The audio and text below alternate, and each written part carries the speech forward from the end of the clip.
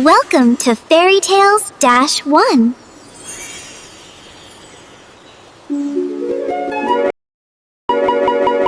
Hello, little adventurers and bright sparks. Are you ready to settle in for a brand new tale? The story I have for you today is called Leo and the Whisperwind Seeds.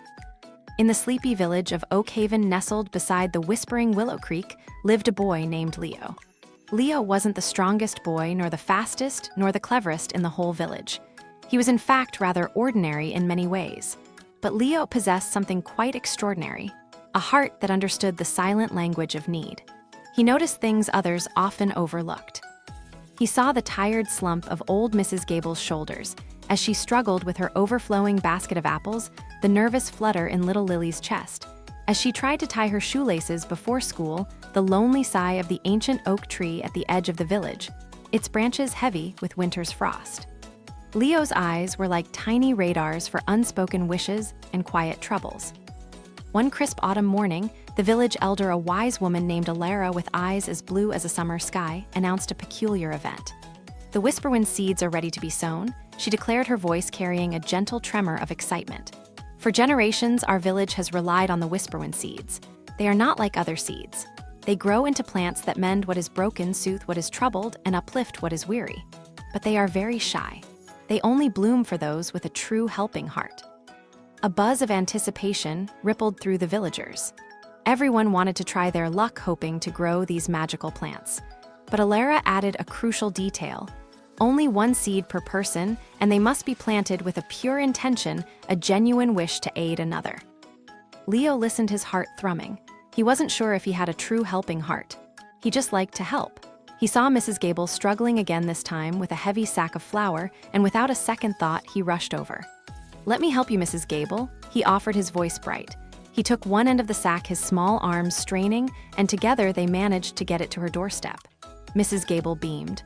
"Oh, Leo, you're such a good boy. My back just isn't what it used to be." Her smile was like sunshine on a cloudy day, and Leo felt a warmth spread through him deeper than any he'd felt before. The next day, the villagers gathered in the sunken meadow where the Whisperwind seeds were said to be found. They were tiny iridescent specks, shimmering with all the colors of a rainbow, carried on the gentlest of breezes. Each villager carefully selected one seed, cradling it in their palm. Old farmer Giles, known for his gruff exterior but soft interior, chose a seed with a hint of emerald. Young Thomas, who always boasted about his strength, picked one with a fiery ruby hue. Even the mayor, a man more concerned with village decrees than deeds, carefully selected a seed, a sapphire blue one. Leo hesitated. He didn't want to pick a seed for himself. He thought about Mrs. Gable, about Lily, about the old oak tree. He closed his eyes, picturing each of them, wishing them well.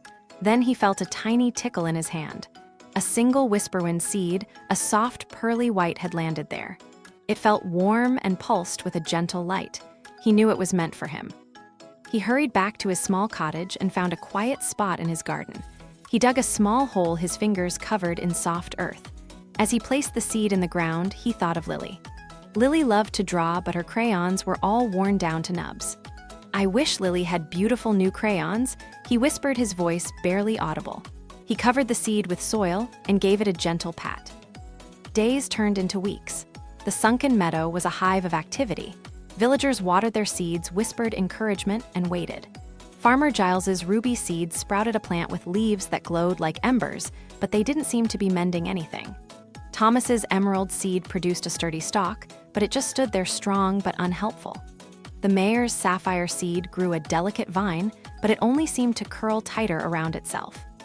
Leo's pearly white seed, however, was different. It didn't sprout a dramatic plant.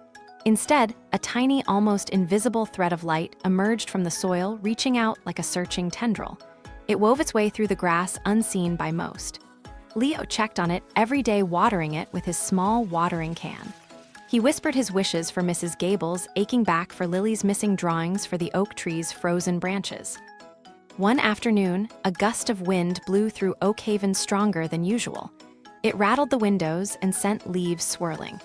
As the wind passed, a small, intricately carved wooden bird, one that Lily had made and lost in the woods weeks ago, suddenly appeared on her windowsill. Lily gasped, her eyes wide with joy. "My bird," she cried. Later that day, Mrs. Gable was walking to the market, when she felt a lightness in her step. The familiar ache in her back was gone, replaced by a comfortable ease. She looked around bewildered but saw nothing out of the ordinary. And then the ancient oak tree.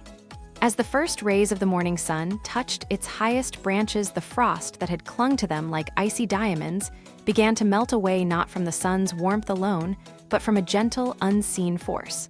Tiny buds like miniature promises began to unfurl. The villagers were confused. Their whisperwind seeds had produced plants, some even quite beautiful, but they hadn't brought about the promised miracles. They saw the joy on Lily's face as she clutched her returned bird. They saw the spring in Mrs. Gable's step, and they noticed the revitalized oak tree, a symbol of Oakhaven's enduring spirit.